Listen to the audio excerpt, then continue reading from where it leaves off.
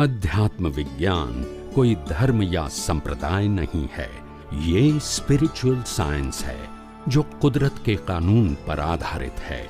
ये विज्ञान पूरे ब्रह्मांड के सभी रहस्यों को उजागर करता है और जीवन के सभी पहलुओं को समझने के लिए एक नई दृष्टि देता है। इसी को आर्ट ऑफ विजन कहते हैं, दुनिया को देखने की एक नई दृष्टि, जो अध्यात्म विज्ञानी परम पूज्य स्वामी श्री कमलेशानंद जी के निर्देशन में सनातन सत्य का अनुसंधान कर हमारे जीवन को प्रकाशित करे। जय सच्चिदानंद। त्यागनी जरूर नहीं, वैराग्यनी जरूर है। શેની જરૂર છે? ત્યાગ અને વૈરાગ્ય બેમાં આસમાન જમીનનો ફેર છે, સમજાય છે? આસમાન જમીનનો ફેર છે। ત્યાગથી સંસાર છે ને વૈરાગ્યથી મોક્ષ છે। ના ના, સમજાવ સમજાવ। ત્યાગ અને વૈરાગ્ય બે ફાંટા જુદા છે। ત્યાગથી સંસાર છે અને વૈરાગ્યથી મોક્ષ છે। એટલે આપણામાં ગુજરાતીમાં કહેવત છે, ત્યાગે સો આગે। ખ્યાલ આવ્યો? આજે તે ત્યાગ કર્યું એ આજે આવતીકાલ તને ભેગું થશે, કારણ કે તારી જ ક્રેડિટ છે। તે કોઈને $1,00,000 લાખ રૂપિયા દાન કર્યું છે તારી પાસેથી, એ ત્યાગ કર્યો। શું કર્યો? એની તને ક્રેડિટ મળશે, કુદરત તને ક્રેડિટ આપશે, પ્રોમિસરી નોટ।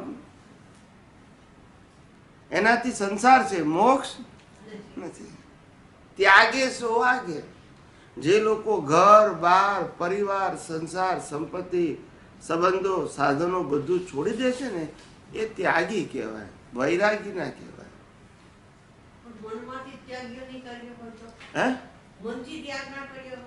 એટલે એને ત્યાગી કીધું ને, મેં વૈરાગી નથી કીધું, એમ કહું છું।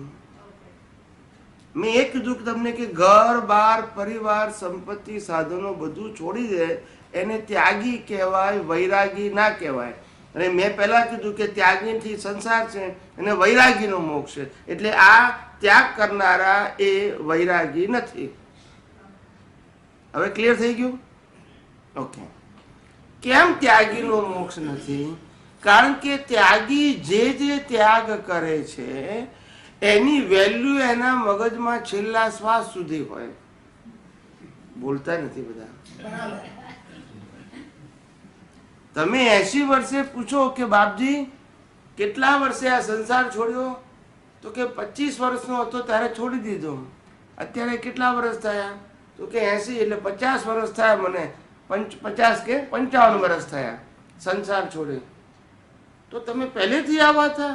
ના ના, શું વાત કરે છે કે 2 કરોડ રૂપિયાનું મકાન છોડ્યું, પરિવાર છોડ્યા, ભણેલા ગણેલા છોકરાઓને છોડ્યા, મેં ફેક્ટરી છોડી, આટલી મિલકત છોડીને આવ્યો, બધું મગજમાં હોય, એનું નામ ત્યાગ। એટલે ત્યાગે સો આગે। તને તારી ક્રેડિટ તને આગળ પાછી મળશે,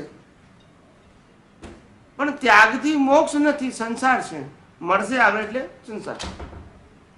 પણ વૈરાગ્યથી મોક્ષ છે। એ સમજાવું છું ધીમે ધીમે ધીમે ધીમે।